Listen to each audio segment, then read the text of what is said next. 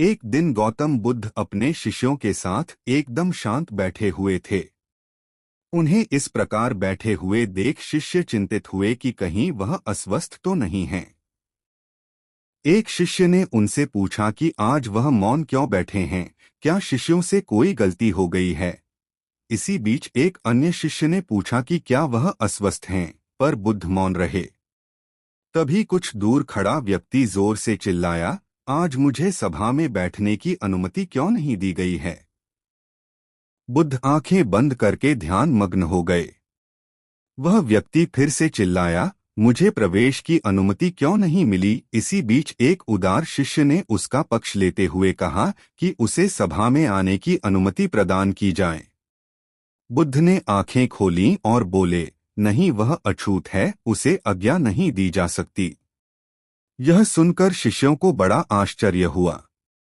बुद्ध उनके मन का भाव समझ गए और बोले, हाँ, वह अछूत है। इस पर कई शिष्य बोले, हमारे आश्रम में जात पात का कोई भेद ही नहीं, फिर वह अछूत कैसे हो गया। तब बुद्ध ने समझाया, आज वह क्रोधित होकर आया है। क्रोध से जीवन की एकाग्रता भंग होती है। क्रोधी व्यक्ति प्राय मानसिक हिंसा कर बैठता है, इसलिए जब तक वह क्रोध में रहता है तब तक अछूत होता है। इसलिए उसे कुछ समय एकांत में खड़े रहना चाहिए। क्रोधित शिष्य भी बुद्ध की बातें सुन रहा था। पश्चाताप की अग्नि में तपकर वह समझ चुका था कि अहिंसा ही मनुष्य का महान कर्तव्य व परम धर्म है। वह बुद्ध के चरणों में गिर पड़ा और कभी क्रोध न करने का प्रण लिया।